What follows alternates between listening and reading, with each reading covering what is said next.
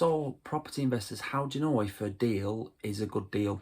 I'm not going to start getting the whiteboard out or anything like that, but obviously, regardless of how experienced or inexperienced you are, or how new to the game of property investing you are, you need to have a really good idea of, comparable prices. So, for instance, in our investment area, I know exactly, if it's just a single let, a two-bed terraced, how much it should be, and therefore I've got a good idea then of how much the rent is as well, and whether or not it cash flows or not. But really, a good deal to somebody might be a bad deal to somebody else. It all depends on what your strategy is. So for us, we've been building up continually the single lets because we're always looking after we're always looking at the generational piece. That's that piece of the puzzle.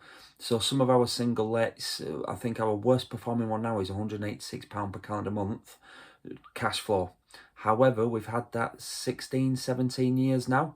We haven't refinanced it, so we know there's probably about 40, £50,000 in equity in that house that we could release, or due to release soon. Our best performing single let's 405, 425, and I think 400, just short of £440 per calendar month. That may or may not seem a lot to you, but it's always, obviously I've gone about this to my mentees, the mindset. That property then, say for instance, it just clears £400 per calendar month. We're not actually having to work for that £400 per calendar month. Of course, it's not 100% passive, nothing is, but it's a lot more passive than your earned income than going out, into your job or your business, whatever that is. If you're more into the SA, service accommodation, if you're more into the flips, if you're more into the HMOs, then again, it depends on your strategy. Or the rent to rents, you might just be purely after the monthly cash flow, or you might be willing to sacrifice the cash flow because you've locked in a lot of profit at first. So one of our deals over the last year was marketed at 150,000, which was there or thereabouts, and we managed to secure it for 110,000. So the cash flow on that isn't phenomenal, but we know that we locked in a lot of profit on day one. So, it's always this seesaw effect, really.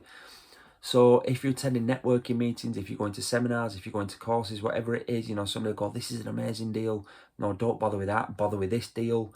Especially when you're speaking to deal sources, I cannot recommend you doing your own due diligence, your DD, but also sticking in your lane and stripping it back to what it is that you're wanting from property. So again, it could be lots of cash flow, which is good, but then you're building a noisy business as well if you're managing, or it could just be, you built up a lot of savings through your business, like I did, and you wanted to just deploy it in properties because you know that it's going to be a lot safer, it's going to yield a lot better, it's going to work a lot harder than it does in the bank earning 0.000000001% per annum. So yeah, I hope that helps some people, when you say, is this a good deal or not? Make sure you do your due diligence. I know that probably about 20 miles away from us, we can pick up terraced houses for probably about 70, 75, 80k.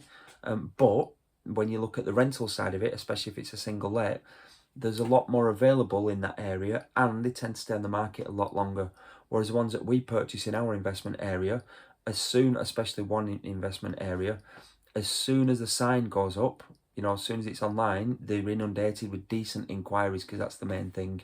Decent, qualified inquiries, not take it. Because I hope that helps somebody. If you liked it, keep watching. I'll try to put out property videos. And again, building your ideal life, that's what it's always about.